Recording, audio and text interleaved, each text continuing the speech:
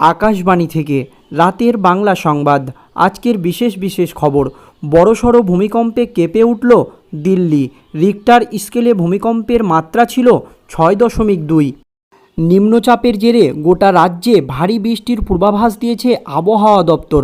ফলে 7 জেলায় বন্যার আশঙ্কা করছে নবান্ন। মুখ্যমন্ত্রীর নির্দেশে জরুরি ভিত্তিতে বৈঠক।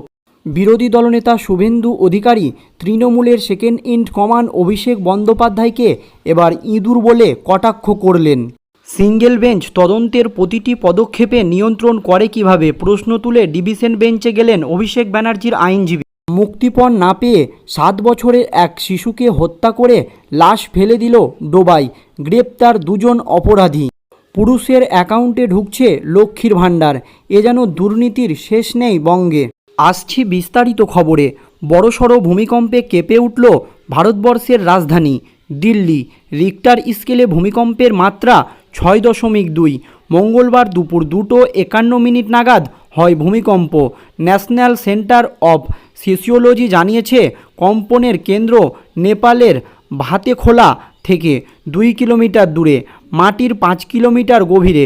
সূত্রের খবর, 40 সেকেন্ড ধরে এই কম্পন অনুভূত হয়। সেই কারণে তার তীব্রতা এত বেশি যা দিল্লিতে এসে পড়ে। এনসিআরের পাশাপাশি উত্তরপ্রদেশের লখনৌ, হাপুর, আমরোহাতেও কম্পন অনুভূতি হয়েছে। রবিবার রাতে ভূমিকম্পে কেঁপে উঠেছিল দিল্লির প্রতিবেশী রাজ্য হরিয়ানার কিছু অংশ। রাত 11:26 নাগাদ হয়েছিল ভূমিকম্প। তার কেন্দ্র ছিল রোহতক থেকে 7 কিলোমিটার পূর্ব ও দক্ষিণ পূর্বে। তৃণমূলের সেকেন্ড ইন কমান্ড অভিষেক ব্যানার্জিকে নিশানা করলেন বিরোধী দলনেতা শুভেন্দু অধিকারী।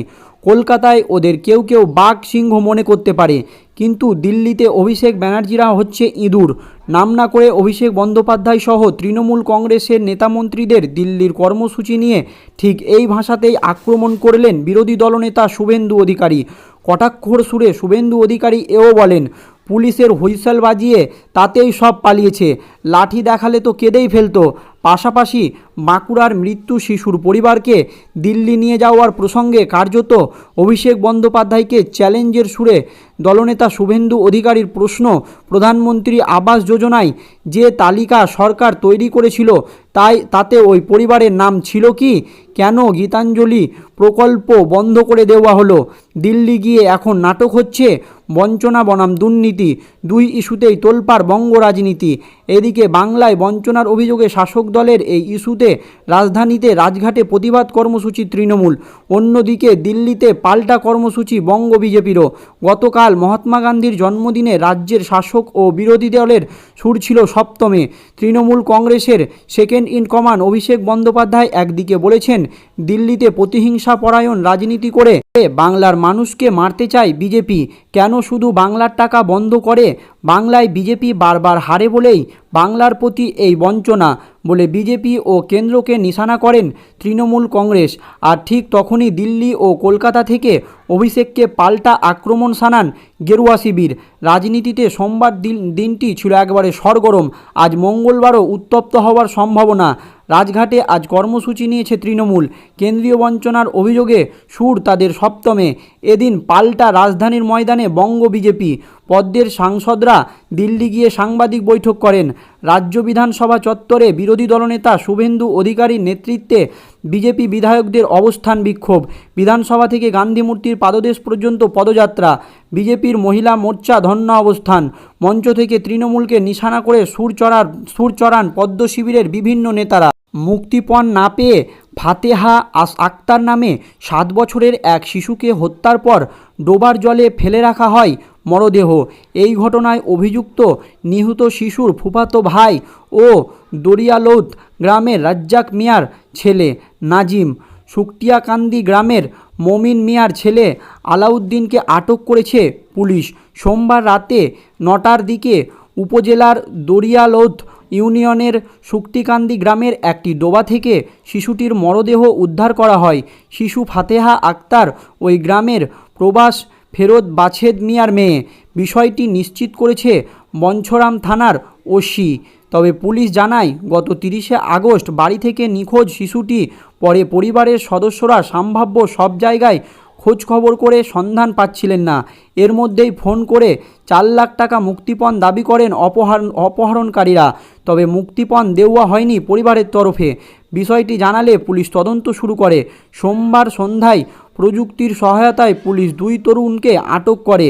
তাদের 2 জনের ফোনের শিশুটিকে অপহরণ ও মুক্তিপণ দাবি সংক্রান্ত চ্যাটিং পাওয়া যায়।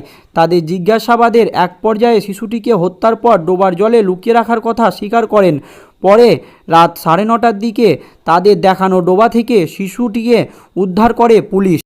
মঙ্গলবার অভিষেক বন্দ্যোপাধ্যায়কে নিয়োগ মামলায় জিজ্ঞাসাবাদের জন্য তলব করেছে ইডি। কিন্তু তৃণমূলের সর্বভারতীয় সাধারণ সম্পাদক মঙ্গলবার কলকাতায় নেই। তিনি দিল্লিতে দলের কর্মসূচিতে ব্যস্ত। কলকাতায় ইডির দপ্তরে হাজিরা দেওয়া তার পক্ষে সম্ভব নয়। হাজিরা না দেওয়ার কথা অভিষেক আগেই জানিয়ে দিয়েছিলেন। অন্যদিকে কলকাতা হাইকোর্টের বিচারপতি অমৃতা সিনহা ইডিকে নির্দেশ দিয়েছিলেন কোনোভাবেই যাতে 3 অক্টোবর তদন্ত প্রক্রিয়া ব্যাহত না হয় তা নিশ্চিত করতে হবে। তার জন্য যে কোনো পদক্ষেপ করতে পারবে কেন্দ্রীয় তদন্তকারী সংস্থা ইনফরমেন্ট ডিরেক্টরে। এই পরিস্থিতিতে ইডির হাজিরা এড়াতে কৌশলী পদক্ষেপ করলেন অভিষেক ব্যানার্জি। বিচারপতি সিনহার নির্দেশের ব্যাখ্যা চেয়ে তিনি হাইকোর্টের ডিভিশন বেঞ্চে দ্বারস্থ হয়েছেন। পাশাপাশি মঙ্গলবার ইডির হাজিরা এড়ানোর আবেদনও ডিভিশন বেঞ্চে জানিয়েছেন তিনি। মামলা দায়েরের অনুমতি দেওয়া হয়েছে। বিচারপতি সৌমেন সেন এবং বিচারপতি উদয়ন কুমারের ডিভিশন বেঞ্চে এই মামলার শুনানি হবে। আবেদনে অভিষেকের যুক্তি, তাকে মামলায় যুক্ত না করেই সিঙ্গেল বেঞ্চ নির্দেশ দিয়ে দিয়েছে। তার বক্তব্য শোনা হয়নি। অথচ বিচারপতির নির্দেশ অভিষেকের অধিকার এবং স্বার্থকে সরাসরি প্রভাবিত করেছে। আবেদনে তার বক্তব্য, তদন্তকারী সংস্থা তদন্ত প্রক্রিয়া নিয়ন্ত্রণ করছে বিচারপতি। তিনি নির্দিষ্টভাবে অভিষেক, তার সংস্থা এবং তার পরিবারের সদস্যদের বিরুদ্ধে ইডিকে পদক্ষেপ করতে বলেছেন। শুধু তাই নয়, পদক্ষেপ না করলে সংশ্লিষ্ট আধিকারিকের বিরুদ্ধে পদক্ষেপের হুমকি দিয়েছেন। এইভাবে বিচারপতি সিংহের ভয়ের বাতাবরণ তৈরি করেছেন বলে তাদের দাবি। অভিষেকের আইনজীবী আবেদনে জানিয়েছেন, বিচারপতি অমৃতা সিনহার নির্দেশে ইডি অভিষেককে মঙ্গলবার তলব করেছে, কিন্তু তিনি জনপ্রতিনিধি। ওই দিন তার দলের কর্মসূচি রয়েছে, যা পূর্ব ঘোষিত। তাছাড়া অভিষেকের আবেদনে এও বলা হয়েছে, ইডি তার কাছ থেকে যে নথি চেয়েছে তা প্রায় 10 বছরের পুরনো। তা জোগাড় করতে আরও পর্যাপ্ত সময় দরকার। এই সমস্ত কারণ দেখিয়ে হাজিরা এড়াতে চেয়েছেন অভিষেক ব্যানার্জি। শুনানি চলাকালীন বিচারপতি সৌমেন সেন প্রশ্ন করেন, অভিষেক তো আগেও হাজিরা দিয়েছেন, এখনও সমস্যা কোথায়? উত্তরে অভিষেকের আইনজীবী কিশোর দত্ত বলেন, তিনি পূর্ব নির্ধারিত রাজনৈতিক কর্মসূচিতে ব্যস্ত রয়েছে। আমার মক্কেলের বিরুদ্ধে যাবে এমন একের পর এক নির্দেশ দিচ্ছে সিঙ্গেল বেঞ্চ। সুপ্রিম কোর্টের একাধিক নির্দেশ অনুযায়ী কোনো তদন্তের ওপর আদালত মনিটরিং করতে পারে না, কিন্তু সুপারভাইজিং করতে পারে না। কিন্তু সিঙ্গেল বেঞ্চ তদন্তের প্রতিটি পদক্ষেপে নিয়ন্ত্রণ করছে বলে অভিযোগ করেন আইনজীবী। উল্লেখ্য, এর আগে অভিষেকের সংস্থা লিপস অ্যান্ড বাউন্সে তার মা বাবার সম্পত্তির হিসাব চেয়েছিলেন বিচারপতি অমৃতা সিনহা। অভিষেকের বাবা এবং মাকে ইডি এর আগে তলবও করেছিল, যা নিয়ে প্রশ্ন তোলেন অভিষেকের আইনজীবী।